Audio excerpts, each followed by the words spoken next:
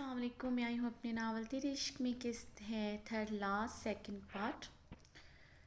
तो सबसे पहले हमेशा की तरफ बोलूँगी कि चैनल ज़रूर सब्सक्राइब कर दीजिएगा। उसके अलावा अगर आप मेरी बाकी जो नावल पढ़ना चाहते हैं तो आप डिस्क्रिप्शन बॉक्स में पढ़ सकते हैं। लाइक करना मत भूला करें प्लीज़, और शेयर कर दिया करें। तो चलते हैं। इससे पहले मैं एक बात बोलूँगी कि आज की ये नेक्स्ट पार्ट है, मैं आप लोगों के पुरज़ोर इसरार पे सेंड कर रही हूँ।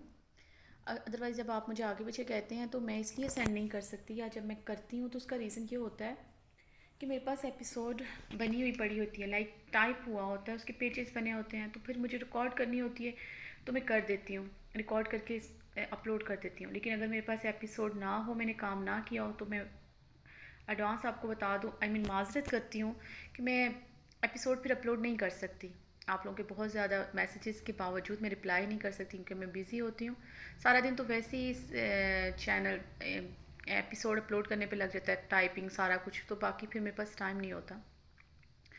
तो दूसरी बात, अगर मैं आज की एपी अपलोड कर रही हूँ आप लोगों के पुरज़ोर इस रात पर, ही मैंने कल के लिए रखी हुई थी क्योंकि आप लोग कहते हो कि आपने गैप क्यों दिया, तो फिर कल एपिसोड नहीं आएगी, तो प्लीज़ इंतज़ार ना कीजिएगा। जिनके पेपर्स हैं वो अपने एग्ज़ाम्स दे आराम से, और जिनको कोई और काम है वो कल बार बार मोबाइल उठा के चेक ना करें।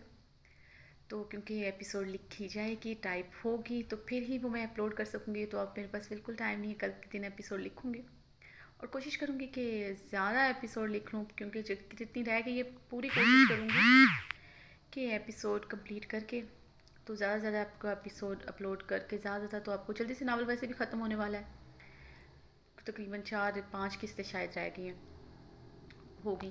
तो फिर चलते हैं हम अपने आज के एपिसोड की तरफ। इस दुआ के साथ जा रहे हैं, हंसते रहें, मुस्कुराते रहें, खुश रहें, आबाद रहें, और दूसरों के चेहरे पे भी मुस्कुराहटें बखेरते रहें।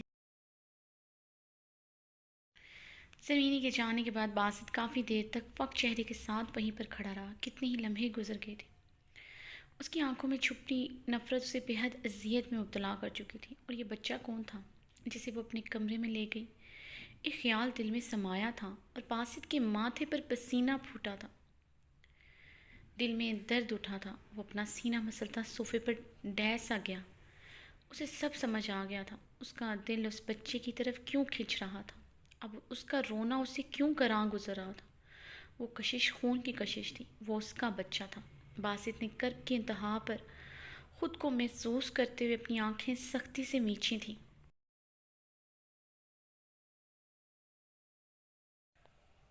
वो कितना बदनसीब ठहरा था। आगे अदराक का लम्हा उसके लिए बहुत दर्दनाक साबित हो रहा था। आज वो दर्द की इंतहा पर था कि वो खुद से नज़रें मिलाने के काबिल ना रहा था। आज उसके गरूर तनतने ने उसे ज़मीने के आगे सर उठाने के काबिल न छोड़ा था। वो लम्हात जब एक औरत दर्द सह कर, अपनी जान पर खेल कर, मर्द की ज़ात को मुकम्मल करके उसे उसका वारिस, उसकी औलाद को दुनिया में लाती है, कितनी पेचीदगियों से उसे गुजरना पड़ता है।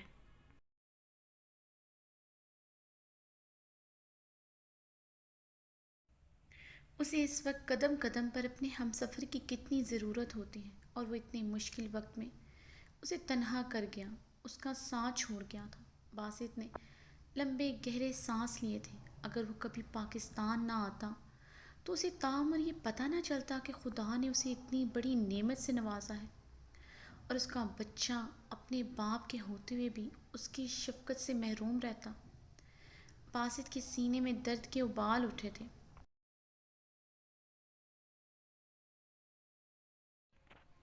नैना पूरी रात कमरे में अरमान का इंतज़ार करती रही, मगर वो नहीं आया था। वो समझ चुकी थी वो उसकी वजह से नहीं आया कमरे में। अरमान की बेइतनाई पर नैना का दिल कट रहा था। अरमान का हिरा को मुस्कुरा कर देखना और उसे अपनी होने वाली बीवी कहना नैना को भूल नहीं रहा था। वो जलते हुए कोयले की मानद दहक रही थी। उसकी इतनी सी हिरा की तरफ तवज्जो उससे बर्दाश्त नहीं हो रही थी। जब वो उसे अपनी बीवी बनाएगा वो कैसे बर्दाश्त करेगी। नैना बेड की पुश्त के साथ टेक लगाए इज़्तिरारी कैफियत में नीम दराज थी।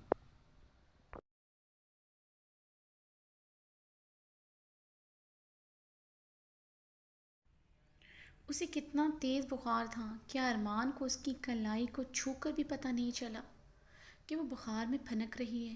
गुलबानो उसके लिए कमरे में खाना और मेडिसिन लाई थी। اسے بہت اصرار کر کے کھانا اور میڈیسن کھلائی تھی۔ گلبانو، جس کا اس کے ساتھ کوئی رشتہ نہیں، اسے بنا چھوئے ہی پتہ چل گیا کہ اسے بخار ہے، اور ارمان، جس نے اس سے عشق کا دعویٰ کیا تھا، اسے پتہ ہی نہیں چلا اسے کتنا تیز ٹمپریچر ہے۔ جب اس نے اس کی کلائی تھامی، اسے تب بھی احساس نہیں ہوا، یا پھر اب اسے فرق ہی نہیں پڑتا وہ جیے یا مرے۔ اب اس کا ہر احساس اس کے لیے ختم ہو چکا ہے۔ نینا چہرہ دونوں ہاتھوں میں چھپا کر سسک پڑی تھی۔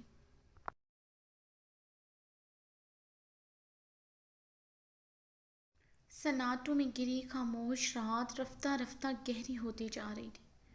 جوں جوں رات بھیگ رہی تھی، نینا کی آنکھیں بھی بھیگ رہی تھیں اور ان کا گلابی پن بڑھتا جا رہا تھا۔ دل ٹوٹا، کوئی جوڑے رہی، کوئی آس نہیں، زخم پہلے مٹے نہ آنکھیں اور دیتے ہیں، مانو جن کو سہارا وہی چھوڑ دیتے ہیں۔ میری تقدیروں میں لکھیا مولا تو ہی موڑ دے، میری نصیبوں کی اتری ردا تو ہی اوڑھ دے۔ یک لحظ وہ بیڈ سے اٹھی تھی اور اس کا اضطراب بڑھتا جا رہا تھا۔ ایک عجیب سی تشنگی اس کے پورے وجود کا احاطہ کیے ہوئے تھی۔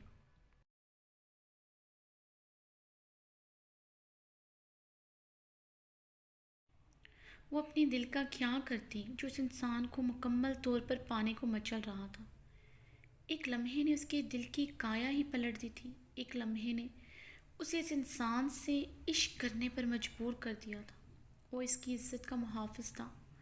وہ سمجھ چکی تھی ارمان کے ہوتے ہوئے کوئی اسے ایک آنچ بھی نہیں دے سکتا۔ وہ ہمیشہ مضبوط ڈھال بن کر اس کے آگے کھڑا ہوگا، جیسے آج ہوا تھا۔ کسی کو اس کے قریب نہیں آنے دیا۔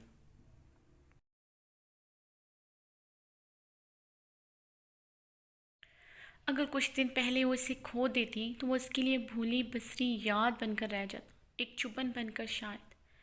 لیکن اب اس انسان کو کھو دیا تو نینا ہی گم ہو جائے گی۔ اسے دیکھے بنا، اس کے پیار کے بغیر وہ کیسے جیے گی؟ نہیں، نہ وہ اس سے دور جائے گی، نہ ہی اسے کسی اور کا ہونے دے گی۔ مسٹر خان، آپ صرف میرے ہیں، اگر میرے نہیں تو پھر کسی کے بھی نہیں۔ نینا نے اپنے آنسو صاف کیے تھے۔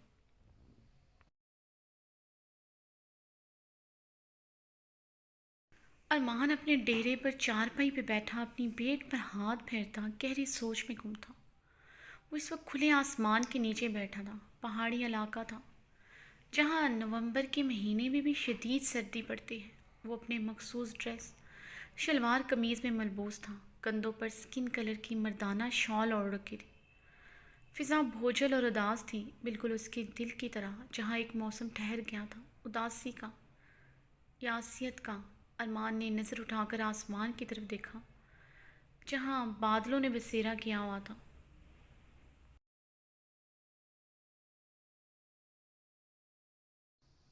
چاند کبھی بادلوں کے اوٹ میں ہو جاتا، کبھی اپنی جھلک دکھلا جاتا۔ چاند کو دیکھ کر تو اسے صرف ایک ہی چہرہ یاد آتا تھا، جو آج بھی پورے شان کے ساتھ اس کے دل میں برجمان تھا۔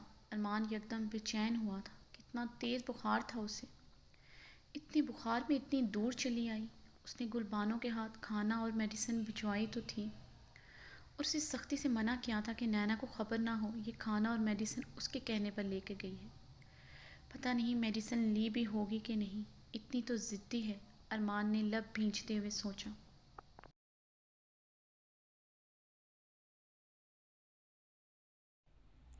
ارمان اضطرابی کیفیت میں چارپائی سے اٹھا تھا۔ کیوں آئی ہے وہ؟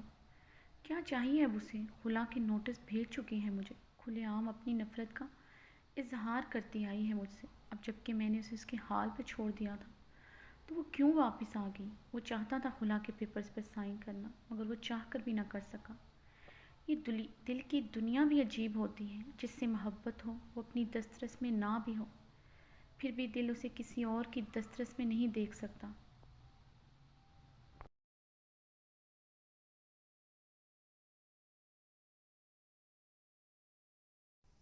اس پر اپنا حق ختم کرنے کا مطلب وہ کسی اور کی ہو جائے، یہ ارمان خان زادہ کہاں برداشت کر سکتا تھا۔ آج بھی اس پر پڑنے والی کسی کی ایک نظر اس کی جان لے لیتی تھی، اور اس کی بیوی ہر دفعہ اس کی جان بڑے آرام سے نکال دیتی ہے۔ اسے اس دن ساڑی میں تن تنہا ان خبیث مردوں میں دیکھ کر جو تکلیف ارمان نے سہی تھی وہ وہی جانتا تھا۔ جی کیا تھا اپنی آنکھیں نوچ لیں، جس سے اسے وہ منظر دیکھنا پڑا۔ آج بھی وہ منظر اس کی آنکھوں کے آگے آتا تھا، आंखों का रंग पल में लहू रंग हो जाता था।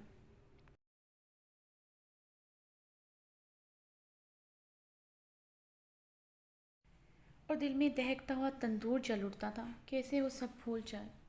नहीं भूल पा रहा था वो, उसकी ये गलती माफ़ करने का हौसला नहीं कर पा रहा था वो खुद में। आज फिर वो बन संवर कर उसके दोस्तों के सामने ही चली आई। कितनी खूबसूरत लग रही थी कि अरमान का दिल पसलियों से सिर टकराने लगा था। लेकिन ये बनना संवरना उसका तो सिर्फ उसके लिए होना चाहिए था।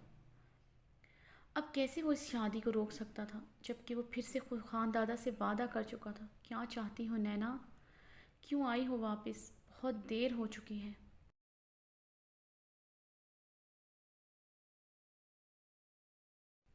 मत आजमाओ मुझे, अब ये दिल और दर्द बर्दाश्त नहीं कर सकता। अरमान वहशत ज़दा अंदाज में चलाया था। प्यार जो मिला मुझको जीने का बहाना था, क्या पता था जान ले लेगा दिल मेरा निशाना था। दर्द था नसीब में, दर्द को निभाना था।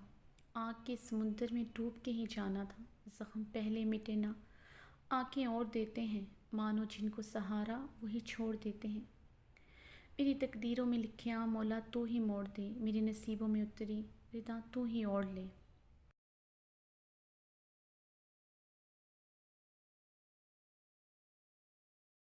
नैना को यहाँ आए हुए 2 दिन हो गए थे, मगर अरमान खानज़ादा ना कमरे में और ना ही उसके सामने आया था। उस दिन के बाद उसे किसी ने कुछ नहीं कहा था। सारा दिन और रात तो अरमान का इंतज़ार करते गुजर जाती, और ये इंतज़ार की घड़ियाँ कितनी बेकल और तकलीफ़ दह होती ये नैना ही जानती थी। सारा दिन करने को कुछ होता नहीं था तो वो किचन में गुलबानों के साथ कुकिंग कर लेती। अरमान की बहुत ख्वाहिश थी वो इसके लिए अपने हाथों से कुछ बनाए, मगर तब तो ऐसा सोच भी नहीं सकती थी। गुलबानों ने उसे अरमान की कुछ पसंदीदा डिशेस बनाना सिखाई थी, जो नैना को बहुत मुश्किल लगी थी। मटन चाप मसाला अरमान को बहुत पसंद था।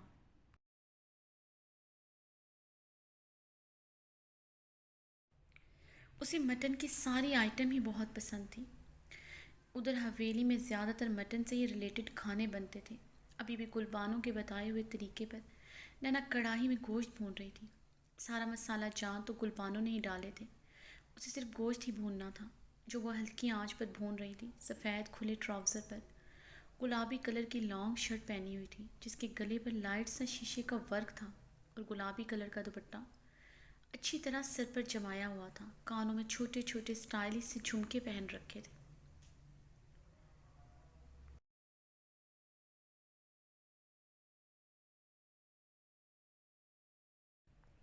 कानों में छोटे छोटे स्टाइलिश से झुमके पहन रखे थे। कलाइयों में गुलाबी कांच की चूड़ियाँ पहन रखी थी। मेकअप में सिर्फ गुलाबी लिप ग्लोस लगाया हुआ था। वो सिर्फ अरमान के लिए तैयार होती थी। कमरे में नहीं आता था, मगर वो फिर भी उसके लिए तैयार होकर उसका इंतज़ार करती। अरमान जो किचन में गुलबानों को कोई काम कहने आया था, नैना को किचन में काम करता देखकर ठटक कर रुक गया। गुलाबी ड्रेस में दुपट्टा ओढ़े गोश्त भून रही थी, निखरी सी तैयार अपने काम में मगन थी।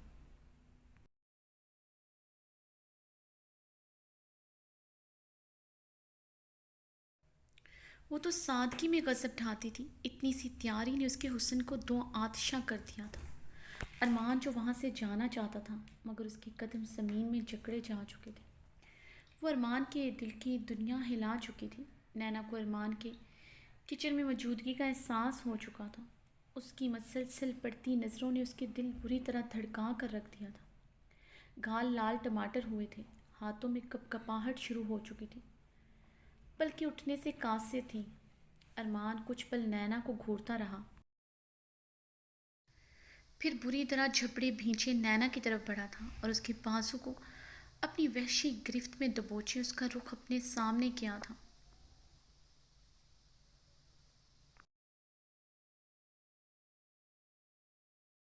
क्यों आई हो यहाँ पर? क्या करने आई हो यहाँ पर? हाँ, अरमान लाल अंगारा आंखें नैना पर गाढ़े जब्त की इंतहा पर चिल्ला कर बोला। नैना अरमान के बेहद करीब थी। अरमान की गर्म पुरहिद्दत सांसें नैना के होंठों पर बिखर रही थी। नैना थोड़ा और अरमान के करीब हुई थी। अब नैना के गुलाबी लब अरमान की अनाबी लबों से टकरा रहे थे। मिस्टर खान, मुझे सिर्फ आपसे माफ़ी चाहिए, आपका साथ चाहिए, आपकी पहली जैसी मोहब्बत चाहिए, आपकी वही नज़र چاہیے جو آپ مجھ پر ڈال کر ساری دنیا بھول جاتے تھے، نینا ارمان کے چہرے پر اپنی نظریں جمائے بھیگے لہجے میں بولی۔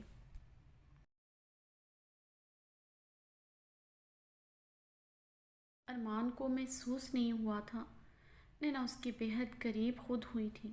اب نینا اس کے بہت قریب تھی، دونوں کی سانسیں ایک دوسرے کے چہرے سے ٹکرا رہی تھی۔ ارمان کی آنکھوں کا رنگ خمار آلود ہونے لگا تھا۔ نینا یہ محسوس کرتی بڑے دل فریب انداز میں مسکرائی تھی۔ اس کا ڈمپل شو ہوا تھا۔ ارمان کا دل بھی ڈوب کر ابھرا تھا اس کے ڈمپل میں۔ ارمان یکدم ہوش کی دنیا میں واپس آیا اور اسے خود سے دور کیا۔ پلیز نینا، بند کرو یہ سب کچھ۔ تم یہ رشتہ ختم کرنا چاہتی تھی، ہزاروں دفعہ مجھ سے رہائی مانگ چکی ہو۔ بند کرو یہ ڈرامہ پلیز۔ ارمان نینا سے دور ہوتا استہزائیہ لہجے میں بولا۔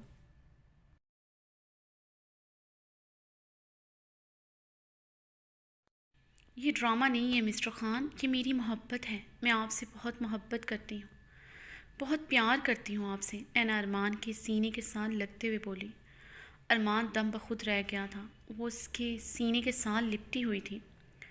ارمان کی دل کی دھڑکن نے سو کی سپیڈ پکڑی تھی۔ نینا کے جسم سے اٹھتی بھینی بھینی خوشبو ارمان کے حفاظوں پہ چھا کر اسے مدہوش کر چکی تھی۔ وہ چاہ کر بھی نینا کو خود سے الگ نہیں کر پا رہا تھا۔ مسٹر خان، یہ شادی مت کریں، میں آپ کو کسی کے ساتھ شیئر نہیں کر سکتی۔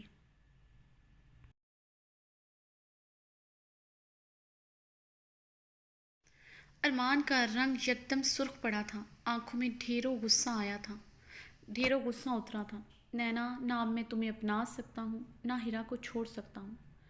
وقت ہمارے ہاتھوں سے ریت کی طرح پھسل چکا ہے۔ ارمان نے نینا کو ایک ہی جھٹکے سے خود سے الگ کیا تھا۔ جب مجھے اپنا نہیں سکتے تو مجھے ابھی تک چھوڑا کیوں نہیں؟ کیا ساری عمر مجھے اپنی نکاح میں رکھ کر مجھے بے اتنائی کی مار ماریں گے؟ سیدھی طرح کہیں نا، آپ کا دل بھر گیا ہے مجھ سے۔ آپ کو حویلی کے مردوں کی طرح اپنے لیے ایک نئی بیوی چاہیے۔ نینا چٹکتے اعصابوں کے ساتھ چیخ پڑی تھی۔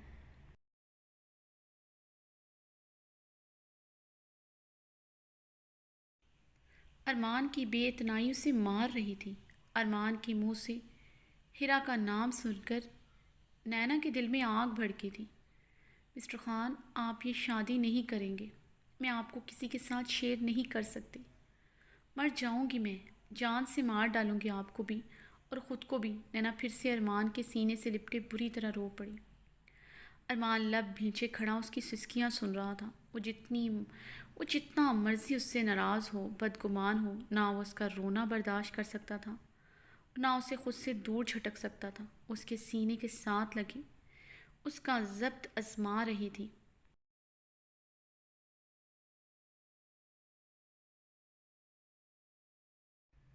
آج بھی وہ اس کی قربت کا دیوانہ تھا۔ رات بھر اس کی قربت اسے سونے نہیں دیتی تھی۔ وہ رات بھر اس کی قربت کے لیے تڑپتا تھا۔ ابھی بھی ایک پیاس تشنگی اس کی روم روم میں سما چکی تھی۔ ارمان کو اپنا بدن ٹوٹتا محسوس ہوا۔ جب بھی نینا اس کے قریب آتی تو کچھ پرزور تقاضے اس کے پورے بدن میں سر دھرنے لگ جاتے تھے۔ ابھی بھی ارمان کا برا حال ہوا تھا، ماتھے پر پسینے کی بوندیں نمودار ہوئی تھیں۔ اس کی قربت تو ایک نشے کی طرح اس کے جسم و جان کو لگ کر اس کی جان کا آزار بن چکی تھی۔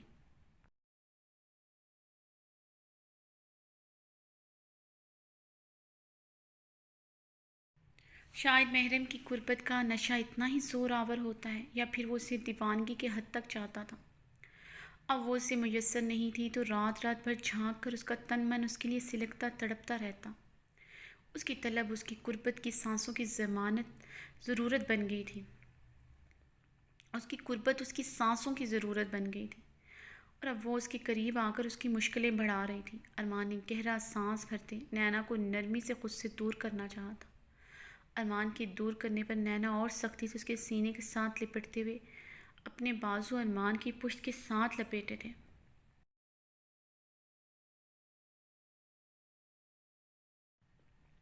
ارمان سب سمجھ چکا تھا، وہ یہ سب جان بوجھ کر کر رہی ہے۔ وہ اپنی بیوی کی ہر ادا سے واقف تھا۔ وہ جس طرح اس سے لپٹ رہی تھی وہ سب سمجھ رہا تھا۔ اسے بے بس کرنا چاہتی ہے۔ نینا، مت کرو یہ سب کچھ، میرا پیار، میری شدتیں تم سے برداشت نہیں ہوں گے۔ بہت غصہ ہے میرے اندر تمہارے لیے، جل جاؤ گی میری شدتوں کی حدت سے۔ ارمان نے نینا کو خود سے جھٹکے سے دور کرتے ہوئے اپنے قدم باہر کی جانب بڑھائے تھے۔ نینا تیزی سے ارمان کی طرف بڑھتی، اس کے پشت کے ساتھ بری طرح لپٹتے ہوئے اپنے ہاتھوں سے اس کے سینے کو جکڑا تھا۔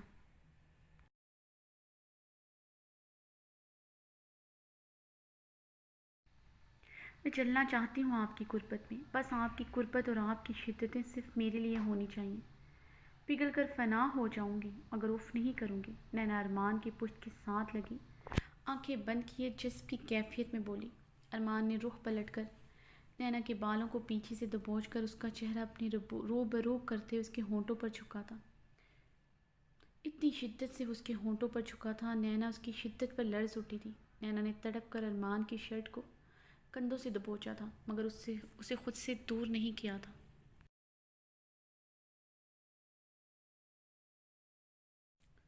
وہ ظالم بے رحم بنا اس کے نازک ہونٹوں پر اپنا غصہ، اپنا جنون اتار رہا تھا۔ نینا آنکھیں بند کیے لرزتے بدن کے ساتھ اس کا جنون برداشت کر رہی تھی۔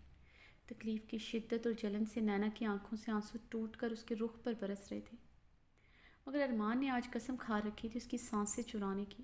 ارمان اس کے آنسوؤں اور اس کی لرزاہٹ کی پرواہ کیے بغیر وحشی بنا اس کے لبوں پر ظلم کر رہا تھا۔ نینا کے ہونٹوں پر اس نے اپنی شدت سے گہرا کٹ لگایا تھا کہ نینا مچل اٹھی تھی، مگر پھر بھی اس نے ارمان کو خود سے دور نہیں کیا تھا۔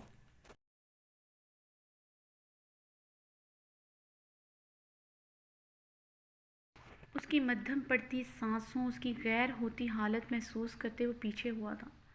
نینا خود کو سنبھالتے ہوئے گہرے سانس لیتے اپنی مدھم پڑتی اکھڑتی ٹوٹتی سانسوں کو درست کرنے لگی۔ ارمان نے اس کی کمر میں ہاتھ ڈال کر اسے خود کے قریب کرتے ہوئے اس کے ہونٹوں کو بغور دیکھا جو لہو چھلکا رہے تھے۔ اس کے ہونٹوں پر گہرا کٹ تھا اور ننھی ننھی خون کی بوندیں ابھر آئی تھیں۔ ارمان نے اسے اپنے سینے کے ساتھ لپٹاتے شدت سے خود میں بھینچا تھا۔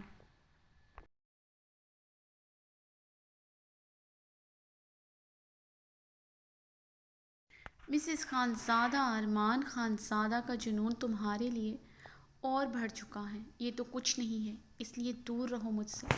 یہ تمہارے لیے اور میرے لیے بہتر ہوگا۔ میرا غصہ تم پر کبھی ختم نہیں ہوگا اور یہ شادی ہو کر رہے گی۔ ارمان نینا کے کان کی لوگ کو اپنے دانتوں سے کاٹتے ہوئے مدھم مگر سرد انداز میں کہتے ہوئے اسے ایک جھٹکے سے چھوڑتے ہوئے وہاں سے چلا گیا۔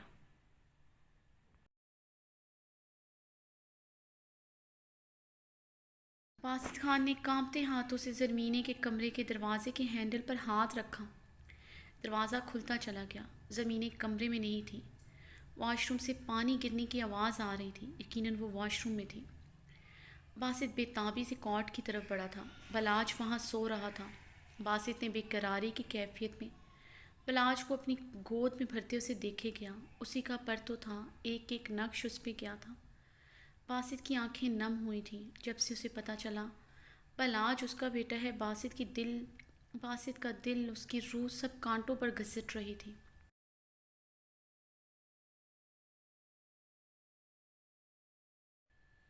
پوری رات ان آنکھوں کی نمی خشک نہیں ہوئی تھی۔ یہ احساس تو بہت انوکھا تھا۔ یہ خوشی تو دنیا کی ساری خوشیوں کے آگے ہیچ تھی۔ اس کا وارث، اس کا جگر کا ٹکڑا، اس کا سب کچھ اس کے ہاتھوں میں تھا۔ باسط کے ہاتھ کانپ رہے تھے۔ وہ جو خود کو بہت مضبوط چٹانوں جیسا سمجھتا تھا، وہ تھا بھی، مگر اب دنیا میں دو رشتے اس کی کمزوری بن چکے تھے، اس کی بیوی، اس کی محبت، اس کا عشق، اور دوسرا اس کا لخت جگر، اس کا بلاج۔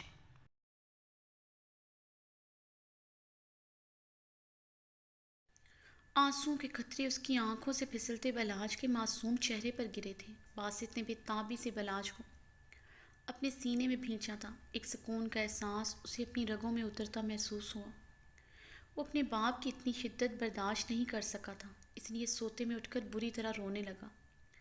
باسط اسے گود میں پکڑے اب چپ کروا رہا تھا، مگر وہ چپ ہونے کا نام نہیں لے رہا تھا۔ باسط تھا تو اس کا باپ، مگر بلاج کے لیے لمس نیا تھا، اس لیے وہ بری طرح رونے لگا۔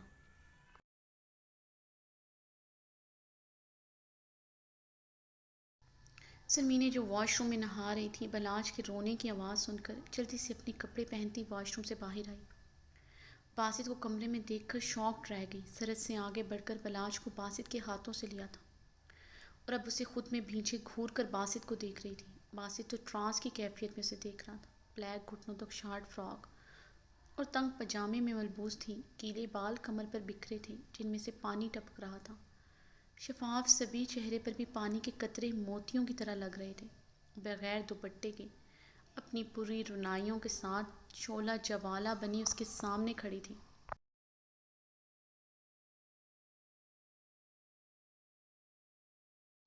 بدن گیلا ہونے کی وجہ سے شرٹ بدن کے ساتھ چپکی ہوئی تھی، بدن کے نشیب و فراز صاف نمایاں ہو رہے تھے۔ اسے خود ہی احساس نہیں تھا اس کا نازک سراپا کیا نظارہ پیش کر رہا ہے، ورنہ وہ کبھی اس حلیے میں اس کے سامنے نہ آتی۔ اتنی شرمیلی تھی وہ، اس کے سامنے تو ویسے بھی اس کی حالت غیر ہو جاتی تھی۔ باسط کو سمجھ نہیں آ رہا تھا وہ اس کے خوبصورت چہرے پر نگاہ کرے یا پھر اس کی بدن کی نازکی پر۔ باسط کا دل زوروں سے دھڑکنے لگا تھا۔ یہ 7 ماہ اس کے لیے 7 سال 7 صدیاں ثابت ہوئے تھے۔ آنکھوں کی پیاس بجھ ہی نہیں رہی تھی۔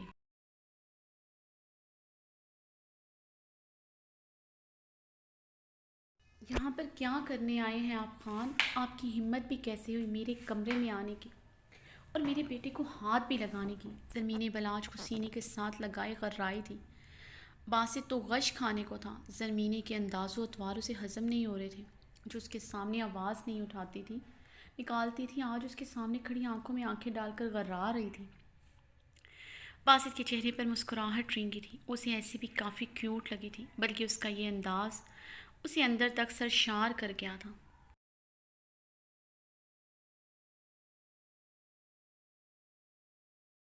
کیا مطلب اس بات کا خانم؟ وضاحت کرو گی؟ یہ کمرہ تمہارا بے شک ہے، لیکن تم میری عورت ہو اور بلاج میرا بیٹا۔ باسط نے زرمینے کو بغور دیکھتے ہوئے سکون سے کہا، نہیں ہے یہ آپ کا بیٹا، صرف میرا بیٹا ہے۔ آپ بائیولوجیکل بلاج کے باپ ہیں، مگر اس کے برتھ سرٹیفکیٹ پر میں نے آپ کا نام نہیں لکھوایا۔ میرا اور میرے بیٹے کا آپ سے کوئی تعلق نہیں ہے۔ میں نے اپنے بیٹے کا سرپرست ارمان لالا کو بنایا ہے۔ دور رہیں میرے بیٹے سے۔ زرمینے نے باسط کو گھورتے ہوئے بلاج کو کاٹ میں لٹایا، جو ماں کی آغوش اور اس کا لمس محسوس کرتے فوراً سو گیا تھا۔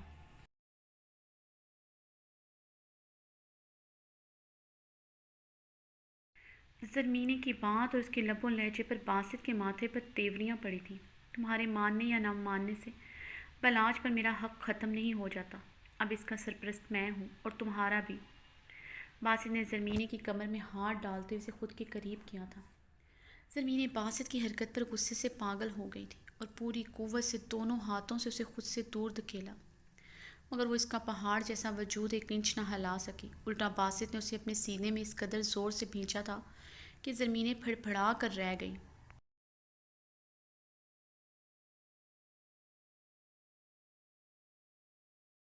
چھوڑے مجھے، زرمینے غصے سے پھنکاری۔ خانم ریلیکس رہو، خود کو محسوس کرنے دو۔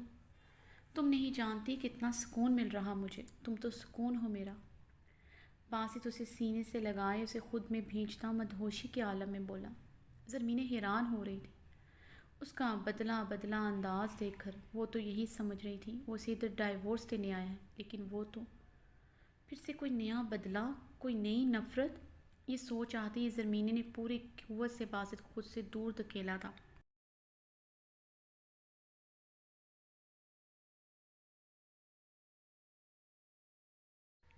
دور رہیں مجھ سے خان، کیا کر رہی ہیں؟ ہوش میں تو ہیں؟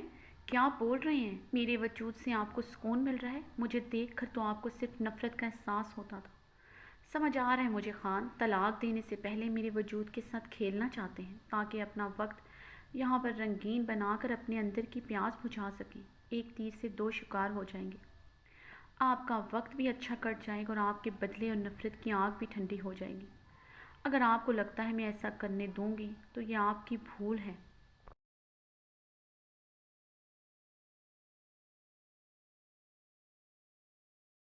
وہ والی زرمینے نہیں رہی جو آپ کی ہر جائز ناجائز بات مانتی تھی۔ طلاق دے مجھے اور جائے یہاں سے۔ زرمینے کی بات پر باسط کا رنگ لال سرخ ہوا تھا۔ حواس میں ہو خانم؟ کیا بکواس کر رہی ہو؟ زرمینے کا طلاق مانگنا باسط کو بہت گراں گزرا تھا۔ یہ لفظ زرمینے کے منہ سے کسی چابک کی طرح لگا تھا اس کو۔ بکواس کر رہی ہوں میں؟ یہاں سے جاتے ہوئے مجھے یہی کہہ کر گئے تھے مجھے اس رشتے سے آزاد کریں گے، کیونکہ آپ کے لیے رشتہ بوجھ کے سوا کچھ نہیں، اور یہ بھی آپ سے طلاق لے کر میں آگے بڑھ جاؤں۔ اب اب جب میں چاہتی ہوں تو آپ کو یہ بکواس کیوں لگ رہا ہے؟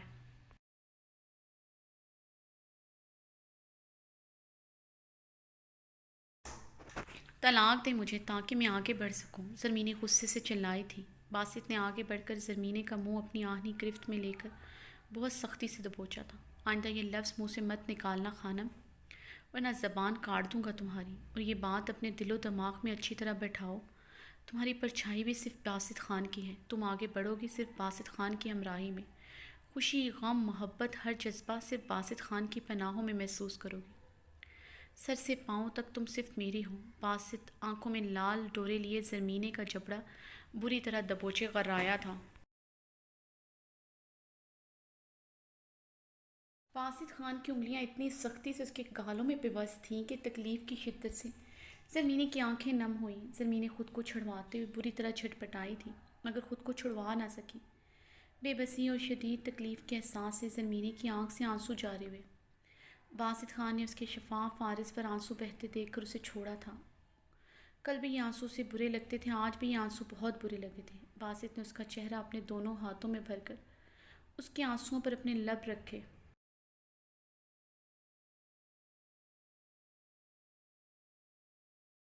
ایسا سکون باسط خان کے اندر ہوتا تھا، وہ اندر تک سرشاری کی کیفیت میں ڈوبا تھا۔ وہ بے قراری میں اس کے چہرے کے ایک ایک نقش پر اپنے لب رکھتا گیا۔ زرمینے حیران تھی، یہ لمس اتنی نرمی کیوں لیے ہوئے ہے؟ وہ تو اسے ایسے چھوتا تھا جیسے وہ اس کا کھلونا ہو۔ باسط کے لمس کا سفر اب اس کے ہونٹوں پر آ کر رکا تھا۔ باسط نے اپنے تشنا لب سختی سے اس کے گلابی ہونٹوں پر جمائے۔ زرمینے نے غصے سے اپنے دونوں ہاتھوں سے دور کیا تھا۔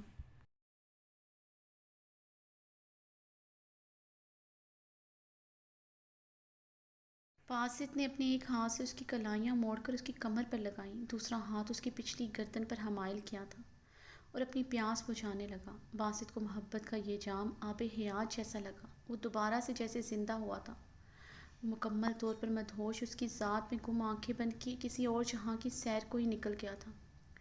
زرمینے کا وجود بے جان ہوتا محسوس کیے، اس کی سانسوں کو زیادہ ہوئی تو زرمینے گہرا سانس بھرتے باسط کے سینے کے ساتھ آ ٹکرائی تھی۔ باسط نے مسکراتے ہوئے نرمی سے اس کا لرزتا وجود اپنے مضبوط حصار میں لیا تھا۔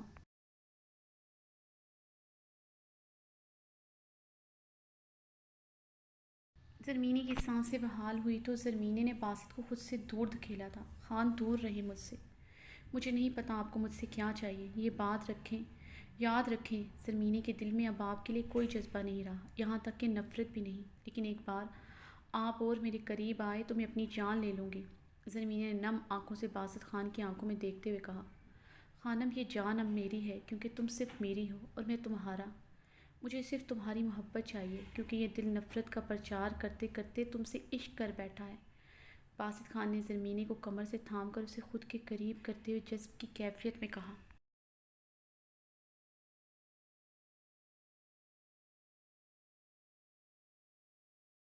زرمینے باسط کی بات پر الجھن بھری نگاہوں سے اسے کچھ پل دیکھتی رہی، پھر اسے خود سے دور کیا تھا۔ خدا کے لیے خان، خود کو اتنا مت کرائیں میری نظروں میں کہ آپ اٹھ ہی نہ سکیں۔ یہ نفرت کا کھیل بند کر دیں، محبت جیسا پاک لفظ مت استعمال کریں۔ پہلے نفرت کی آڑ میں مجھ سے کھیلتے رہے، اب محبت کا نام لے کر مجھ سے کھیلیں گے؟ آپ جیسے بھی تھے، آپ نے منافقت نہیں کی کبھی مجھ سے، نفرت کی تھی تو ڈنکے کی چوٹ پر مجھ سے نفرت کا اظہار کرتے تھے۔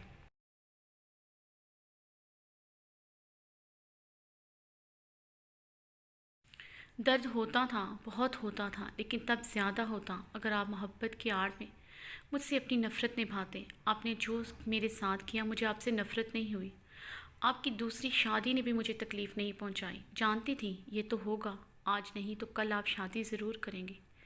تکلیف پہنچائی آپ کا مجھے چھوڑ کر جانا، کیونکہ اس بات کی امید نہیں تھی۔ جب امید ٹوٹی تو زرمینے بھی ٹوٹ گئی۔ کتنی راتیں میں سوئی نہیں تھی۔ اب زرمینے مضبوط ہو چکی ہے، جڑ چکی ہے، تو آپ اب محبت کا ڈرامہ کھیلنے آگے مجھ سے؟ زرمینے نے استہزائیہ مسکراتے ہوئے زہر خند لہجے میں کہا۔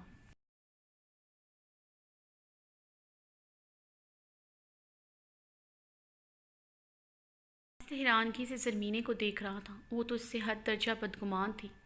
زرمینے کی بدگمانی اسے تکلیف پہنچا رہی تھی، اس کی آنکھوں میں اس کے لیے کوئی جذبہ نہیں تھا۔ یہ بات بھی باسط خان کو اذیت پہنچا رہی تھی۔ اب احساس ہو رہا تھا اس تکلیف کا، اس اذیت کا جو زرمینیں سہتی تھی اس کی نفرت کی صورت میں۔ خانم میری بات سنو، باسط آگے بڑھا تھا۔ رک جائیں خان، ادھر ہی، میری قریب مت آئیے گا۔ بلاج صرف میرا بیٹا ہے، میں اسے آپ کو چھیننے نہیں دوں گی۔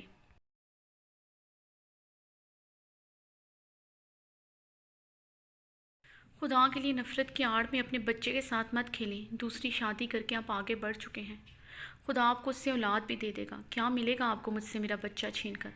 خانم میں ایسا کچھ نہیں کر رہا، بلاج کو تم سے نہیں چھین رہا، بلاج کو کوئی تم سے نہیں چھینے گا، وہ تمہارا بیٹا ہے۔ باسط نے نرم لہجے میں کہتے ہوئے زرمینے کو دیکھا جو کارڈ سے بلاج کو اٹھا کر اپنے سینے سے لگا چکی تھی۔ اس کے چہرے پر بلاج کو کھونے کا ڈر صاف لکھا تھا۔ میرا بیٹا ہے، صرف میرا ہی رہے گا۔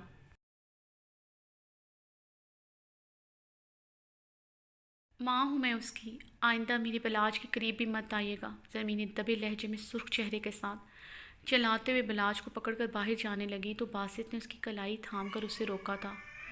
خانم باہر ایسے جاؤ گی کیا؟ میں جتنا بھی تم سے محبت کرنے لگوں، تمہارا ہر نخرہ، ہر بات برداشت کر سکتا ہوں، مگر تم خود سے لاپرواہی دکھاؤ، یہ برداشت نہیں کروں گا۔ عورت ہو میری، اور وہ عورت جس سے میں عشق کرتا ہوں، اس کے ایک بال پر بھی کسی کی نظر پڑے، یہ مجھ سے برداشت نہیں ہوگا۔